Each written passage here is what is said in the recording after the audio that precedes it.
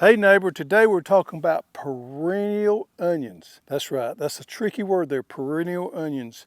These onions right here, I honestly believe are the most underrated onion out there. Once you get your hands on some of these, never again will you have to buy your seed stock or you plant again, because these multiply and you'll have a constant supply the rest of your life if you take care of them. Now let's talk about these perennial onions just a minute and give you a little of a backstory there. I'm 60 years old, and I can remember back when I was in my teens or an early young man when I started paying attention to things, what people grew in the garden, and the lifestyles of some of the older people around. I realized back then that just about every homestead had a little plot of these perennial or nesting onions. There was different names for them, multiplying onions, nesting onions, and all that, but they're perennial onions. And the reason for that is, back in the day, imagine 50 years ago, we didn't have a constant supply of onions year round. We didn't have onions imported in here from Peru in the wintertime or wherever else like we do now. You go to the grocery store 12 months out of the year, there's onions in there. They're imported from all over the world, constant supply. Well, back then that wasn't the case. You had onions, bulbing onions, for maybe 6 months out of the year, and the other months out of the year while you was growing them, you didn't have them. This onion right here gave you the ability to have onions year round. Now we're not talking about bulbing onions, that's a totally different thing, and we'll cover that in a few more videos. What we're talking about is these onions that make these small bulbs and they make the nice green tops, and we eat the green tops with these small bulbs, primarily used for cooking. Now I find these multiplying onions extremely interesting. I guess it's part of the reason I remember them back in my early childhood, and today they're just not very popular at all. So I guess that's part of it, but their usefulness and the point that you never, it just lasts forever. It really intrigues me why more people don't use these onions. They're fairly rare to get your hands on nowadays. Used to, back in the day, every little feed and seed store had these at certain times of year for sale. You can hardly find them. About 8 years ago is when my interest really peaked in these, and I started doing a lot of research, and I used different strains of these from all over the country to kind of compare and see if there was a difference in strains. And then I did a lot of different tests on growing these things and storing them.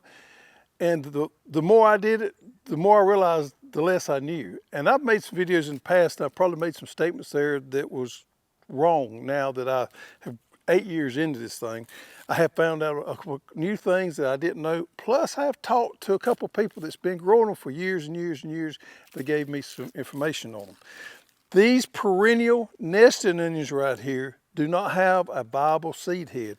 They will seed out in the springtime, and it's what we call a false seed head. They'll actually make that big bloom on the onions, which is pretty, but they don't make a viable seed. So we can't regrow these things for seed. The only way we can grow them is vegetatively, by splitting off the onions, and then we have a set and we can replant these right here. These things do not love the heat. We went through periods of we would dig them in the springtime and we would store them through the summertime, plant them back in the fall. And that worked some years, but I did have a major failure one year where they just all went to nothing during the summertime. I don't know why, but my seed stock just melted away and I didn't have any to replant in the fall. So I've quit doing that. And I was talking to Louise at Turkey Hill Farms down in Tallahassee, and Louise is a wonderful grower, very knowledgeable. She's been growing these for a long time. And she said, Greg, I had the same problem. And what we started doing is growing them year round. We would separate them out because they're multiplying onions and they love to be separated out. But we would grow them all during the summer. Now they're going to struggle during the summertime, we realize that, but that's the best way to keep these things going. July and August is tough on these multiplying onions. They're going to look crappy during that time. We need drip on them or some kind of water supply to keep on them, but we keep them alive and we keep them going that way. And just as soon as September comes around, boom, they explode again.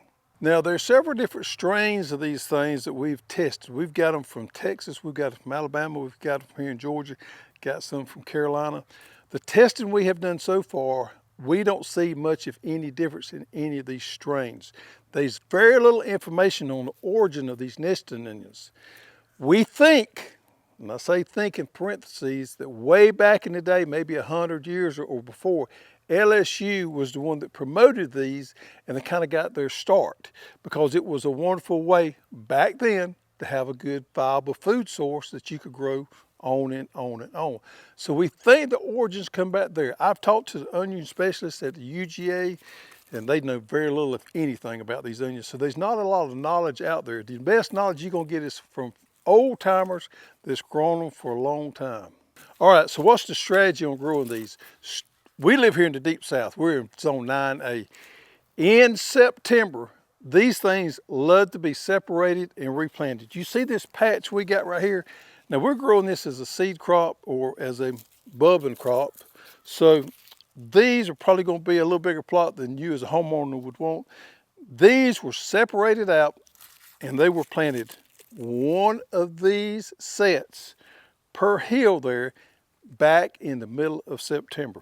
Now we use drip tape and we plant them on every emitter so we can get water to them.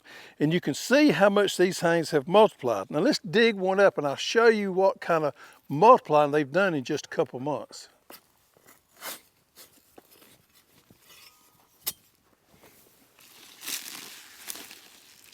All right, so let's look here. Just in a couple months, this bulb was planted. And now we have this right here. We got 5, and this is just the average bunch there. We have got 5 nice onions. Now this is the way I would harvest these things and consume them, eat them, use them in cooking or either them raw. What I would normally do is I would pull the whole bunch up. I would take 4 of the 5.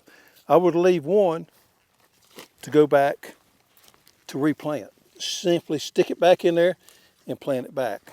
Now this plot here is about 5 weeks old. We actually had our corn here and we did away with our corn and used this same drip tape and all just to plant these multiplying onions.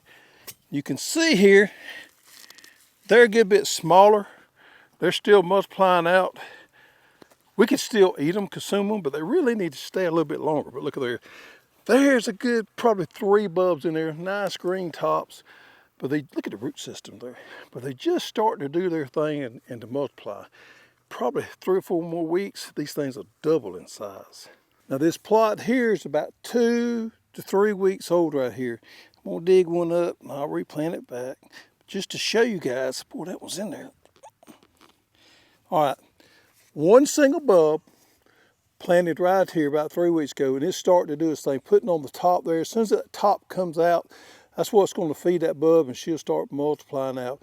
But look at the roots there just in a couple of weeks. These things, this time of the year, just grow like crazy if they got the right amount of water and nutrients. I love planting these on drip tape.